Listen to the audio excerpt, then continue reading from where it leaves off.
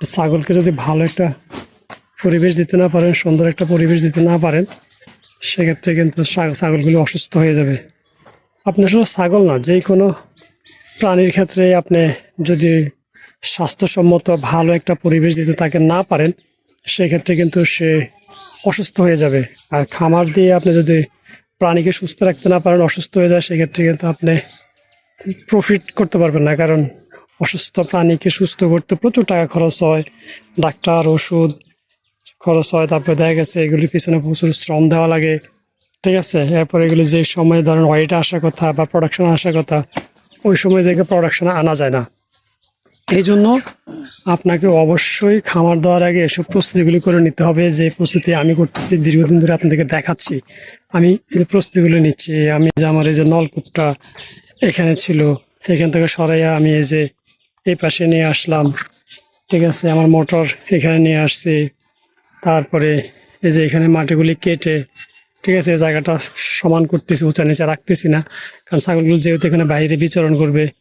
ঠিক আছে, তো এই জন্য এই যে এই পাশে মাটিগুলো না ফালাইতেছি, এই জায়গাটা একটু নোংরা ছিল, সুন্দর করতেছি। এরপরে যেখানে আমাদের নারকেল গাছ ছিল, গাছটা কেটে ফেলছি। ঠিক আছে, বিভিন্ন রকমের আমি কিন্তু পরিবর্তন করতেছি শুধুমাত্র ছাগলগুলিকে সুন্দর এবং স্বাস্থ্যসম্মত একটি পরিবেশ দেওয়ার জন্য। আর এই যে ঘরের ভিতরেও কিন্তু আমি মাটি ফালাইছি। ঠিক আছে, এই যে দেখেন আমি এই যে ঘরের ভিতরে কিন্তু মাটি ফালাইয়া এটাও কিন্তু অনেক সুন্দর করছি। এটার ভিতরে আমি আগে মুরগি পালতাম, তো যেহেতু আমি ছাগল পালবো, ছাগলের খামার করবো, তো এই জন্য। ঠিক আছে, এবং আমি 2 ফুট উপরে, আমরা সবাই বলে 3 ফুট 4 ফুট উপরে মাছা দেওয়ার জন্য, তবে আমি 2 ফুট উপরে মাছা দিব। নিচের এই ফ্লোরটাকে আমি সিসি ঢালাই দিব, যেন ছাগলের প্রস্রাব পায়খানাগুলি আমি সহজে পরিষ্কার করতে পারি। হ্যাঁ, যেন সহজে পরিষ্কার করতে পারি এবং পানি মাইরা যেন ক্লিন করতে পারি।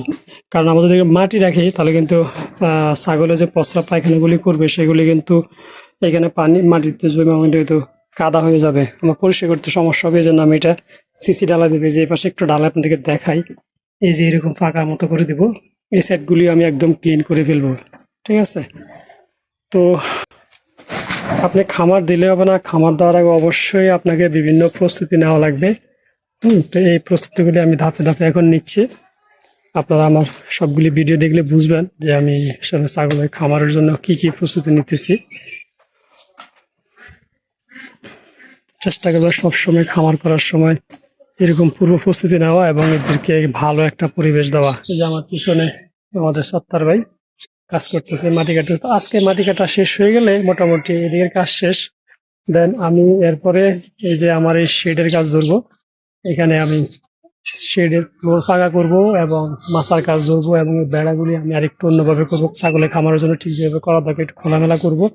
পিছনে আমি বেড়াটা রেখে দেবো, ওই যে পিছনে যে বেড়াটা দেখতেছেন ওটা আমি রেখে দিব। ঠিক আছে, তবে আমি বেড়াগুলি আরো উপরে উঠাই ফেলবো। আমি ঠিক মাছা যে লেভেলে দিব, ওই লেভেলে আমি বেড়াগুলি উঠাই ফেলবো ওই লেভেল থেকে। ঠিক আছে, উপরে দিয়ে তুলে ফেলবো, নিচেরটা পুরোটাই আমি ফাঁকা রাখবো। একদম নিচেরটা পুরোটা ফাঁকা রাখবো, যেন আমি ছাগলের যে মলমূত্রগুলি থাকবে এগুলো যেন খুব সহজে আমি পরিষ্কার করতে পারি। ঠিক আছে, আবার এই ছাগলের খামারের পূর্ব প্রস্তুতি হিসাবে আমি কিন্তু অলরেডি ঘাসও লাগাই ফেলছি। কারণ আপনি যে গবাদি পশু পালেন আর ছাগল পালেন, যেটাই পারেন, আপনাকে কিন্তু অবশ্যই 2 মাস আগে, ঠিক 2 মাস আগে কিন্তু আপনি ঘাসের চাষ করতে হবে, সেটা যেই ঘাসে লাগান।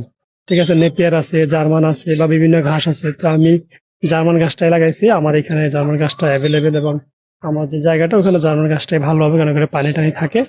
ঠিক আছে, পানির মধ্যে জার্মান ঘাসটা ভালো হয়। এই জায়গাটা পুরোটা ক্লিন করতেছি। দেখা গেছে আমার চাইলে আমি ছাগলগুলিকে এখানেও রাখতে পারবো, ছাগলগুলি এখানেও ঘোরাফেরা করতে পারবে। ঠিক আছে, কারণ আমি এখন 20টা ছাগল দিয়ে শুরু করবো, ধাপে ধাপে আমার কিন্তু বাড়বে, সো জায়গারও প্রয়োজন হবে। এই জন্য আমি এখন থেকে সব প্রস্তুতি করে নিচ্ছি। আর আপনি 20টা ছাগল পারলে কখনোই 20টা চিন্তা করে কাজ করতে পারবেন না। আপনাকে অবশ্যই কমপক্ষে 40টা 50টা 100 টাকা চিন্তা করে কাজ করতে হবে, কারণ আপনার ধাপে ধাপে কিন্তু এগুলি বাড়তে থাকবে। এই জন্য আপনি কখনোই যা করবেন তা নিয়ে চিন্তা করবেন না, তার থেকে বেশি চিন্তা করবেন, কারণ আপনি কিন্তু এগুলো প্রতিনিয়ত বাড়বে। ঠিক আছে, আর ছাগলের প্রজনন ক্ষমতা কিন্তু ভালো।